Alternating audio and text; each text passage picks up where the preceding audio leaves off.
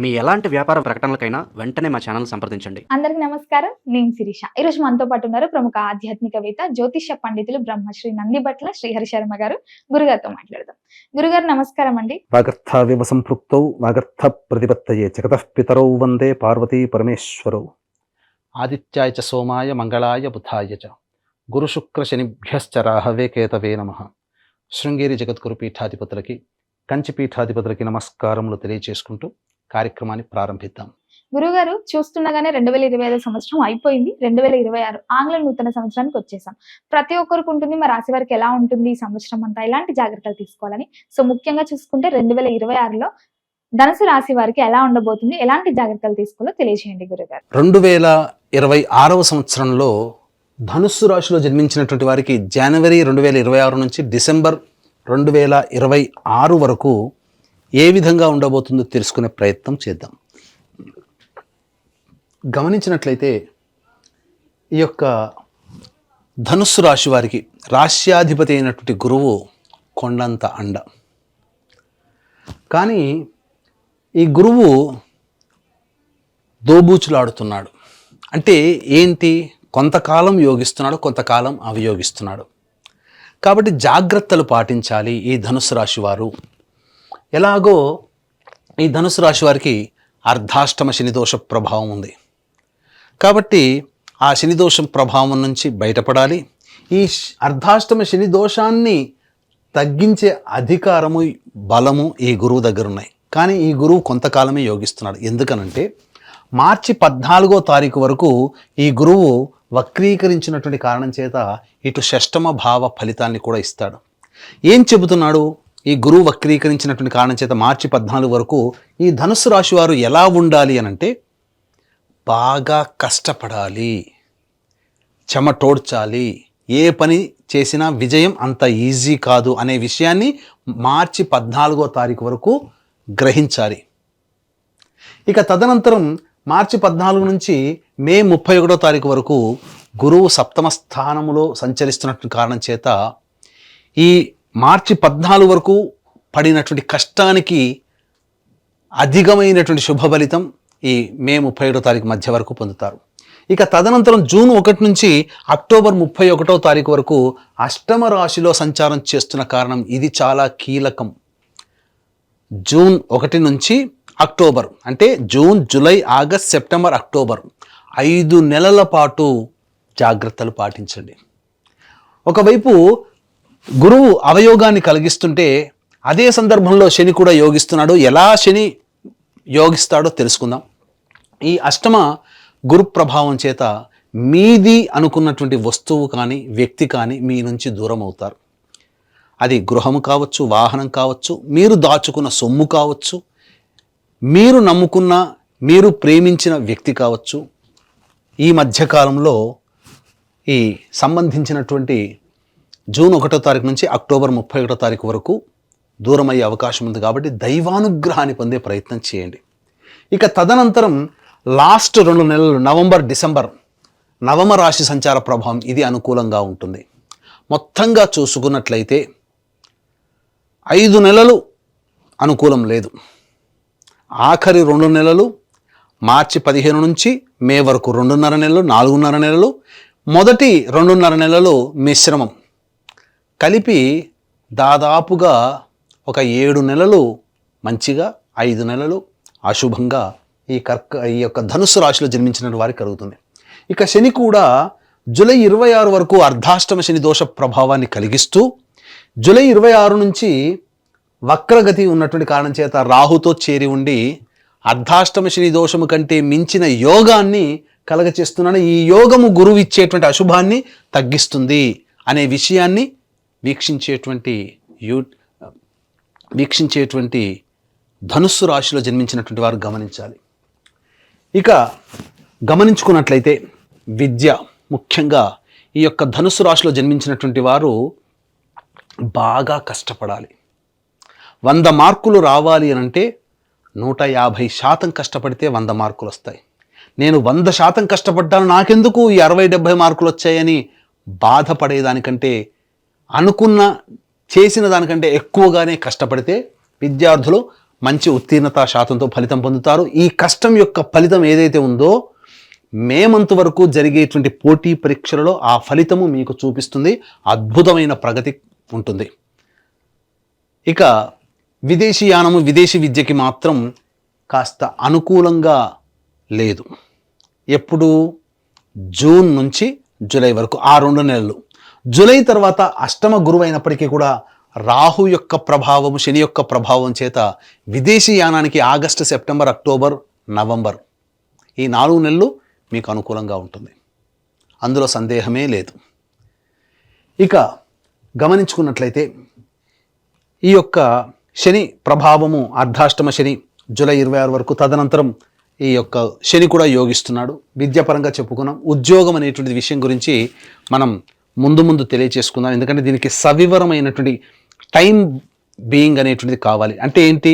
ఏ టైంలో మీరు ఉద్యోగ ప్రయత్నాలు చేయాలి, ఏ టైంలో మీరు నిరుద్యోగస్తులకు ఉద్యోగం లభిస్తుంది అనేటువంటిది, ఏ టైంలో ఉద్యోగం మార్పు చేసుకోవాలనేటిది ముందు మనం తెలియచేసుకుందాం. ఇక వివాహ విషయానికి వచ్చేసేసరికి ప్రయత్నాలు ప్రారంభించండి మొదటి రోజు నుంచే, జనవరిలో. దీని యొక్క ఫలితం మాత్రం ఏప్రిల్, మేలో మీరు పొందుతారు. మార్చి 15 నుంచి మేలో మధ్యలో వివాహం కుదిరే అవకాశం ఉంటుంది. అది తప్పిందా మళ్ళీ ఈ నవంబర్, డిసెంబర్లో తప్పకుండా వివాహం నిశ్చయం అవుతుంది. సందేహమే లేదు. వివాహం కావాల్సిన అబ్బాయిలకి, అమ్మాయిలకి వివాహం జరుగుతుంది. ఇక దాంపత్య విషయానికి వచ్చేసరికి మొదటి 2.5 నెలలు జాగ్రత్తగా ఉండండి. పొరపచ్చాలు, ముఖ్యంగా పెద్దవాళ్ల జోక్యాలు దాంపత్య విషయంలో రానియకండి. పెద్దవాళ్ల యొక్క చర్చలు రానియకండి. పెద్దవాళ్ళని బూచిగా చూపి దాంపత్య సమస్యలు వస్తాయి. కాబట్టి దంపతులు ఇరువురు కూడా సంయమనం పాటిస్తూ అనుకూలంగా ఉంటే ఏ సమస్యలు ఈ యొక్క ధనుసు రాశిలో ఉన్నటువంటి వాళ్ళకి ఉండవు. ఇక ముఖ్యంగా ఆరోగ్యపరమైనటువంటి సమస్యలు, అర్ధాష్టమ శనిదోష ప్రభావము మొదటి 2.5 నెలలు అనుకూలంగా లేని కారణం చేత ముఖ్యంగా శారీరకంగా పలు సమస్యలు మార్చి వరకు పొందే అవకాశం ఉంటుంది. ఆ తదనంతరం జూన్, జూలై నెలలు కూడా అనారోగ్య సమస్యలు మరీ ఎక్కువగా బాధిస్తాయి. మొదటి 2 గుర్తుపెట్టుకోండి, మార్చి 14వ తారీఖు వరకు మరియు జూన్, జూలై నెలలు, ఈ 2 నెలలు మొత్తంగా జాతకరీత్యా 4.5 నెలలు ఈ సంవత్సరంలో అనారోగ్య సమస్యలు, వైద్యుని సంప్రదించాల్సిన పరిస్థితులు వస్తాయి. మిగతా గ్రహాల యొక్క ప్రభావం కూడా తోడై ఇంకా కొంత ఎక్కువగానే అనారోగ్య సమస్యలు వచ్చే అవకాశం ఉంటుంది. అదేందో కూడా ముందు చూసుకుందాం. ఇక సంతాన విషయంలో కనుక చూసుకున్నట్లయితే జాతకరీత్యా ప్రధానంగా సంతానవంతులయ్యే అవకాశము గోచరమవుతుంది. ఎప్పుడు గోచరమవుతుంది అనేటువంటి విషయాన్ని చూసుకుంటే ఈ సంవత్సరం నవంబర్, డిసెంబర్ నెలలో కన్సీవ్ అవ్వడం కానీ, సంతానం పొందడం కానీ ఈ ధనుస్సు రాశిలో జన్మించినటువంటి వారికి కలగబోతుంది. అందులో సందేహమే లేదు. మరీ ముఖ్యంగా ఏప్రిల్ అండ్ మే నెలలు కూడా సంతానానికి అనుకూలమైనటువంటి సమయంగా చెప్పవచ్చు. ఇక విదేశీ యానము ఇంతకుముందు చెప్పుకున్నాం కదా, విదేశీ యానానికి మాత్రము ఆగస్టు, సెప్టెంబర్, అక్టోబర్, నవంబర్ ఈ 4 నెలలు విదేశీ యానానికి, విదేశీ విద్యకి అనుకూలంగా ఉండేటువంటి సమయం. కానీ బాగా కష్టపడాలి, అందులో సందేహము లేదు. ఇక రాజకీయ రంగంలో ఉన్నటువంటి వ్యక్తులకి మాత్రము మొదటి 6 నెలలు అనుకూలంగా కాదు. ఏదైనా పోస్టు ఆశించినా లేదా ఏదైనా కానీ మీరు కావాలనుకుంటే అది ఆగస్టు నుంచే మీకు దక్కుతుంది తప్ప ఆగస్టు లోపల దక్కదు. ఈ లోపల చేసే ప్రయత్నాలు కాస్త మందకొడిగా సాగుతాయి, డబ్బులు వృధాగా ఖర్చు అవుతాయి. ఆగస్టు నుంచి చేసే ప్రయత్నం మాత్రం మీకు తప్పకుండా మెజారిటీతో కూడుకున్నటువంటి పదవి కానీ, అధికారుల యొక్క అండదండలు కానీ, లేదా ప్రజాదరణతో కూడుకున్నటువంటి జీవన విధానం కానీ ఆగస్టు నుంచి ఈ ధనుస్సు రాశిలో జన్మించినటువంటి వారు పొందుతారు అని చెప్పవచ్చు. ముఖ్యంగా ఆగస్టు నుంచి జీవితంలో కొత్త వ్యక్తులు పరిచయం అవుతారు. ఇది మీరు గమనించాల్సినటువంటిది. ఆగస్టు, సెప్టెంబర్, అక్టోబర్ ఈ 3 నెలల్లో పరిచయమైన వ్యక్తుల వల్ల మీరు పొందే యోగము నవంబర్, డిసెంబర్లో అనుభవిస్తారు. ఇది గుర్తుపెట్టుకోండి. ఇది అనుకూలంగా ఉంటుంది. ఇక గమనించుకున్నట్లయితే వ్యాపార సంబంధముగా ఈ యొక్క ధనుస్సు రాశిలో జన్మించినటువంటి వారు వ్యాపార విస్తరణకి మొదటి 2.5 నెలలు జూన్, జూలై, ఆగస్ట్, సెప్టెంబర్ ఈ నెలలు అనుకూలంగా ఉండవు.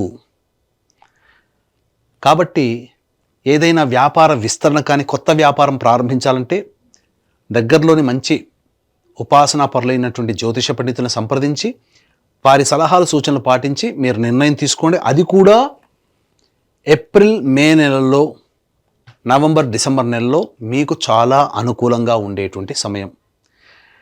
FMCG products, super markets, general stores, ఫుడ్కి సంబంధించినటువంటి tiffin centres, hotels, restaurant business, విద్యా సంబంధమైనటువంటి కళాశాలలు, విద్యా సంస్థలు, బంగారు వ్యాపారస్తులు, దైవ సంబంధమైన వృత్తులు, వ్యాపారాలు నడిపేటువంటి వాళ్ళు, రోడ్ సైడ్ వ్యాపారాలుగా పండ్ల వ్యాపారస్తులు, పికిల్స్ సంబంధించినటువంటి వాళ్ళకి మిశ్రమ ఫలితాలు ఉంటాయి. అధిక ధనాదాయం మాత్రం ఏప్రిల్, మే నెలలో పొందుతారు, నవంబర్, డిసెంబర్ నెలలో పొందుతారు. ఇక ప్రధానంగా చర్మ సంబంధమైనటువంటిది, ఇటుక, ఇసుక, మట్టి సంబంధమైన వృత్తులు, ఇనుముతో కూడుకున్నటువంటి వృత్తులు, గ్రౌండ్ ఆయిల్స్ అనగా పెట్రోల్, కిరోసిన్ వంటివి, అలాగే ఎడిబుల్ ఆయిల్స్ లాంటివి, ఆటోమోటివ్ రంగంలో ఉన్నటువంటి వాళ్ళకి మాత్రం మొదటి 6 నెలలు 7 నెలలు అనుకూలము కాదు. ఆగస్టు నుంచి మాత్రమే వాళ్ళకి అనుకూలము. జీవితంలో ధనాదాయం మాత్రం ఆగస్టు నుంచే ఈ చెప్పినటువంటి వృత్తుల్లో ఉన్నవాళ్ళు పొందుతారు అని చెప్పవచ్చు. ఇది సంబంధించినటువంటి. ఇక కళారంగంలో ఉన్నటువంటి వాళ్ళకి మాత్రం అవకాశాలు చాలా బాగుంటాయి, ధనాదాయం చాలా చక్కగా ఉంటుంది, పేరు ప్రతిష్టలు పెరుగుతాయి, అన్ని విధాలుగా ముందుకు దూసుకుపోతారు. 10 మందిని కలుపుకొని పోయే తత్వం అలవాటు చేసుకుంటే ఇంకా అభివృద్ధి పొందుతారు. సినిమా రంగము, టీవీ సీరియల్స్, సోషల్ మీడియా, అలాగే ఎలక్ట్రానిక్ అండ్ ప్రింటింగ్ మీడియా రంగంలో ఉన్నటువంటి వాళ్ళకి మంచి అవకాశాలు లభిస్తాయి. నూతన వ్యక్తులు, నూతన ప్రాజెక్టులలో మీరు ముందుంటారు, ధనాదాయం బాగుంటుంది, అన్ని విధాలుగా చక్కగా ఉంటుంది అని చెప్పవచ్చు. ఇక ఈ ధనుస్సు రాశిలో జన్మించినటువంటి రైతులు ఎవరైతే ఉంటారో వాణిజ్య పంటలు గనక వేసుకుంటే వాళ్ళకి ధనాదాయం చాలా చక్కగా ఉంటుంది, ఎటువంటి ఇబ్బంది ఉండదు, మంచి దిగుబడి, రాబడి, పైబడి కూడా అన్ని విధాలుగా అనుకూలంగా ఉంటుంది. గతంలో చేసినటువంటి అప్పులని తీర్చుకోగలుగుతారు, గృహము అనేటువంటిది కొనుగోలు చేయగలుగుతారు. అది కూడా ఆగస్టు తర్వాత మాత్రమే ఈ ధనుస్సు రాశిలో జన్మించినటువంటి వాళ్ళని చెప్పవచ్చు. ఇక ఈ యొక్క ధనుస్సు రాశిలో జన్మించినటువంటి వారికి ఇప్పుడు చెప్పినటువంటి సమస్యల కంటే ఇంకా ఎక్కువగా సమస్యలు ఫేస్ చేస్తున్నట్లయితే మీ యొక్క జన్మజాతకంలో నడుస్తున్నటువంటి దశ అంతర్దశల యొక్క ప్రభావాలు కావున దగ్గరలోని మంచి ఉపాసనా పరులైనటువంటి జ్యోతిష్యులని సంప్రదించి వారి సలహాలు సూచనలు కనుక పాటించినట్లయితే మరింత మెరుగైనటువంటి జీవితాన్ని పొందుతారని చెప్పవచ్చు. అలాగే ఈ యొక్క ధనుస్సు రాశిలో జన్మించినటువంటి వారికి 2026వ సంవత్సరం మొత్తం కూడా సంపూర్ణంగా దైవానుగ్రహం ఉంటేనే తప్ప జీవితంలో అభివృద్ధిని పొందలేరు.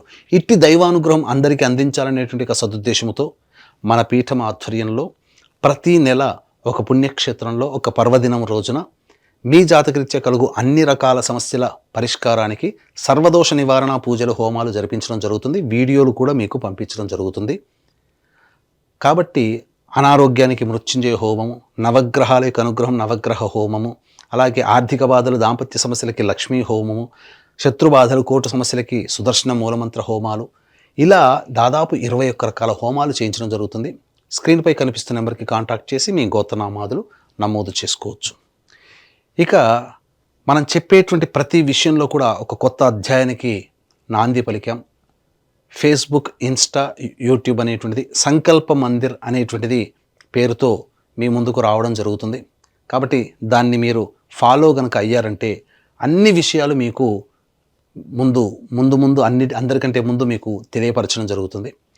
ఇక గమనించుకున్నట్లయితే అందరూ ఎదురు చూసేటువంటిది ఈ యొక్క ధనుసు రాశిలో జన్మించినటువంటి వారికి ఉద్యోగ సంబంధముగా ఎలా ఉండబోతుంది అంటే ఏంటి? ఉద్యోగ సంబంధంగా అంటే ఏ సమస్యలు, ఏ సమయంలో ఉద్యోగాలు ప్రయత్నం చేయాలి, ఏ సమయంలో కొత్త ఉద్యోగం వెతుక్కోవాలి, నిరుద్యోగస్తులకు ఉద్యోగం లభిస్తుంది, ఏ సమయంలో ఉద్యోగ ప్రయత్నాలు చేయకూడదు. ఎందుకంటే కాలం కలిసి రావాలి కదా ఇక్కడ అన్నిటికంటే ప్రధానంగా. కాబట్టి మనం గనక చూసుకున్నట్లయితే ఈ యొక్క ధనుస్సు రాశిలో జన్మించినటువంటి వారికి ఫిబ్రవరి 13 నుంచి మార్చి 14వ తారీఖు వరకు చాలా అనుకూలంగా ఉంటుంది. ఇక తదనంతరం ఈ యొక్క ధనుస్సు రాశి వారికి మే 15 నుంచి జూన్ 14వ తారీఖు వరకు సంపూర్ణంగా అనుకూలంగా ఉంటుంది. ఇక సెప్టెంబర్ 17 నుంచి నవంబర్ 15వ తారీఖు వరకు అనుకూలంగా ఉంటుంది. మళ్ళీ చెప్తున్నాను, ఫిబ్రవరి 13 నుంచి మార్చి 13వ తారీఖు వరకు, అలాగే మే 15వ తారీఖు నుంచి జూన్ 14వ తారీఖు వరకు, మరియు